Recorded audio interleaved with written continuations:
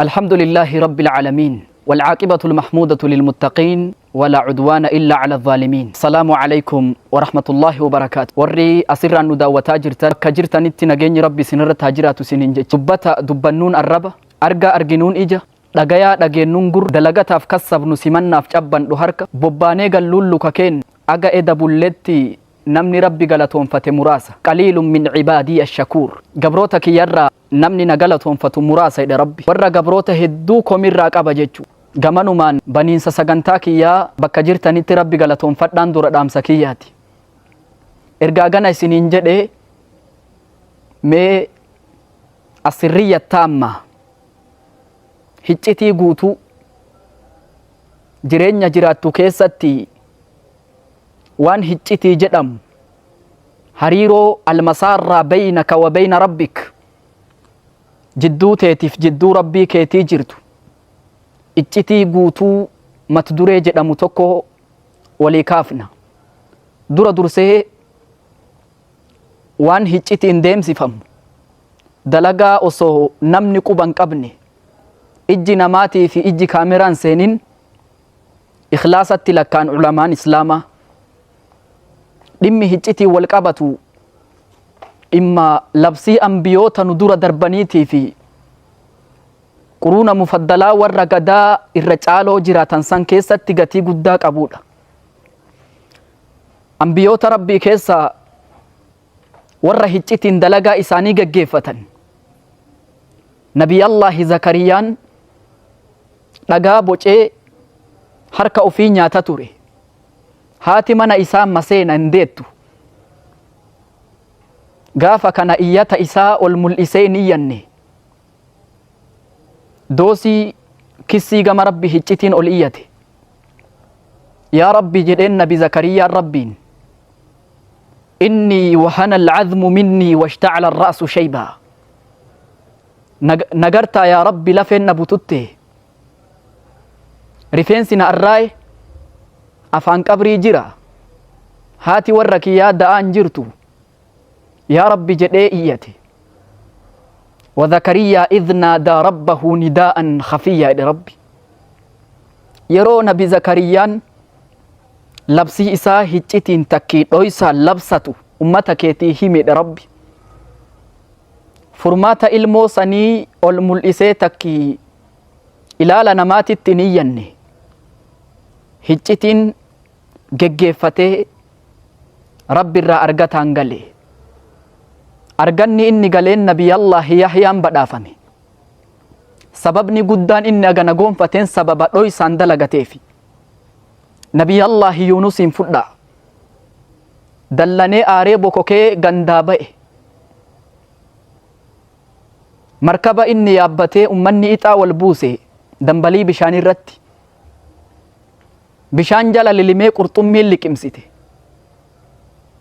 garaa qurxummii keessa taa'ee dukkana halkanii dukkana baharaatii fi qabrii garaa qurxummii san keessatti ka sagalee isaa namni hin dhageenye ka gadaa san bilbilli hin jirre bilbila namaatu hin jirre malee bilbilli rabbii hin jira ture laa ilaaha illaa anta subhaanaka innii kuntu min adh-dhaalimiin jecha kanaan gama rabbii iyyate ture ulamaan islaamaa iyyannoon nabi Yuunus dhoysaan dukkana sadi keessa taa'ee iyyate kun sababni isaa furmaanni inni argateef hiccitii sadi qaba jedhan tokkoffaa irratti laa ilaaha illaa anta gaafa jedhu tawhiida of keessaa qaba rabbi tokkochummaa isaa aqarraraa jira subhaanaka gaafa jedhu rabbi qulqulleessuuf keessaa qaba jedhan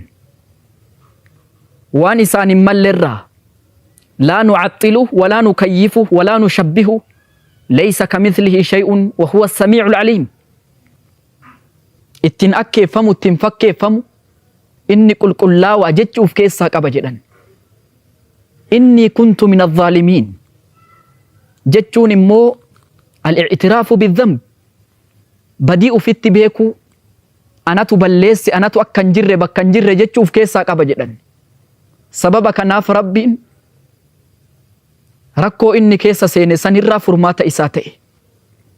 Namni hiccitii waa dalagu dhoysatti rabbi wajji hariiroo qabu kuni rakkoo fi cinqii keessa seenullee furmaata argata.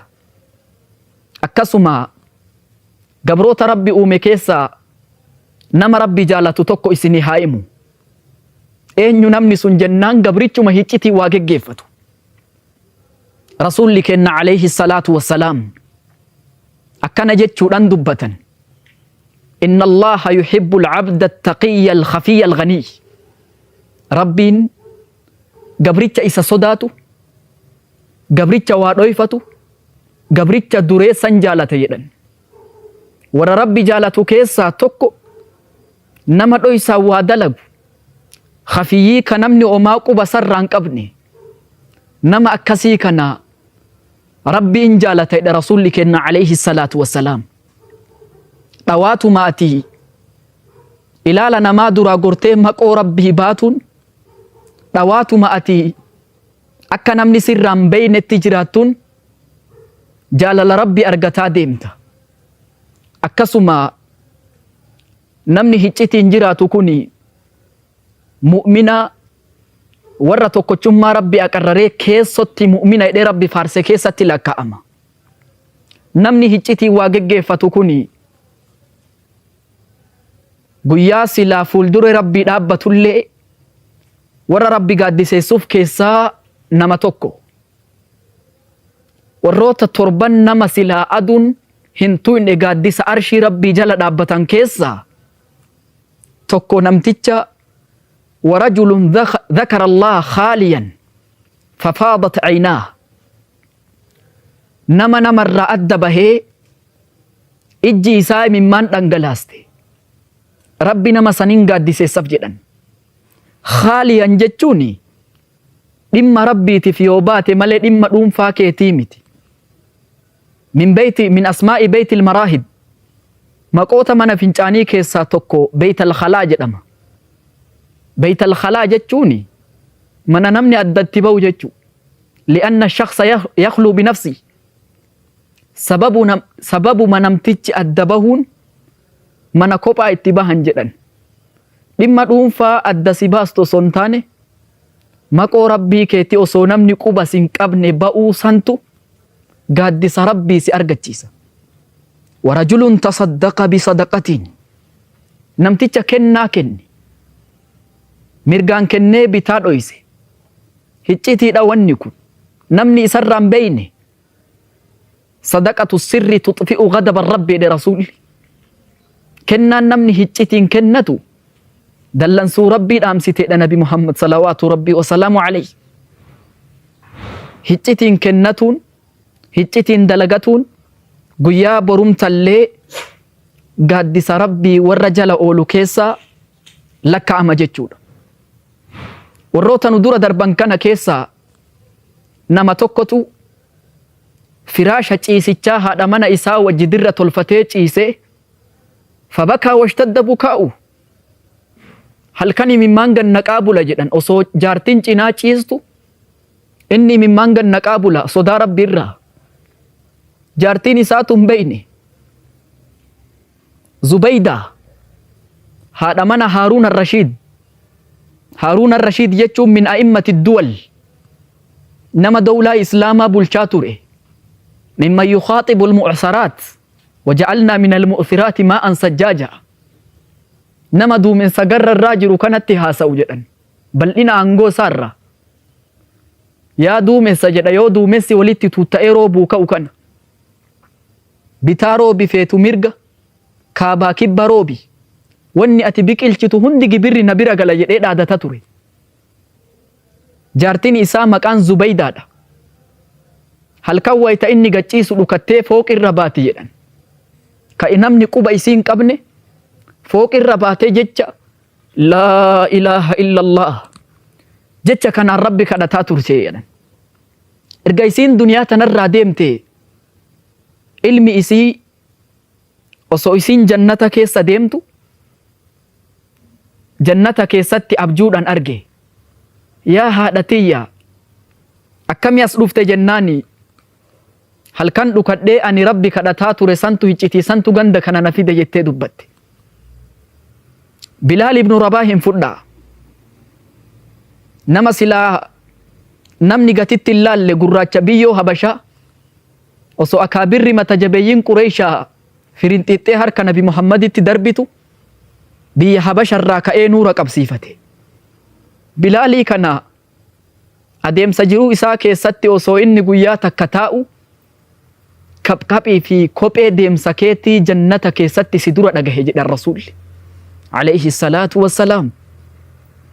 Warri khayritti futun warri khayrii barbaadu Bilaaliin interview godhuu barbaadan akkamitti rabbi akkana sii ta'e kophee kapkaphu jechaa Rasuula rabbii dura deemtu akkamitti dhagahe iccitiin kee maali jennaani ani waan biraa ofitti hin beeku garuu waddaadhee takka raka'a lama salaatu malee dhiiseen beeku jedhe Bilaal.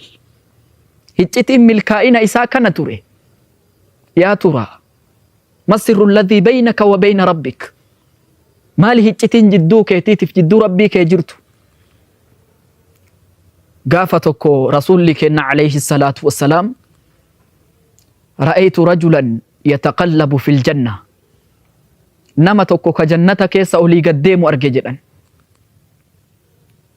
Maali iccitiin nama kana ka jannata keessa akka barbaade olii deemu. Sababni guddaan namni kun jannata aga nagahu argateef muka gufuu kararratti nama rakkisu kararraa mure jedhan. Imaaxatul adhaa ani xariiqi sadaqa. Gufuma nama rakkisu kararraa kaasuun matumti isaatu sadaqaadha yoo itti niyyatte. Agatti matanatti niyyatee kararraa kaase. Iccitiin inni jannata san argateen kana ture. Intala baagiyaa banii Israa'el. Sagaggaalummaa dalaydi qallaba masruufa isii zinaa godhatte. Turmana umrii isii osoo akkanatti jirtu dachii barahaa gammoojjii keessa osoo deemtu eela bishaanirra dhufte. Gadi buutee dhuydee quuftee yoo isiin ol baatu saree arraba gadi baasee dheeburraa cirracha laccistu argite. Akkuma ani dheebodhe sarichi dheebote jettee eela keessa gadi buutee bishaan qicitee saree obaaste. Sababa kanaaf rabbi dhiifama isii ta'e. Iccitiin milkaa'ina araara rabbi isiin argatteef kana ture. Obboleessa kiyya obboleettiiti. Ilaala namatti gaarii taatee keessoo rabbitti fokkina ta'uun debilfeesii takki tuuta fuula lamaa si gooti. Namni ilaala namatti si arga. Mul'isatti tolchuu dandeetta. Sirritti hin fokkisin. Gaafa tokko intalti wahii namni wahii mana ol seensisee ulaa cufe. Badii sagaggaalummaa itti dalaguudhaaf ulaa cufnaan akkana jechuudhaan itti himte.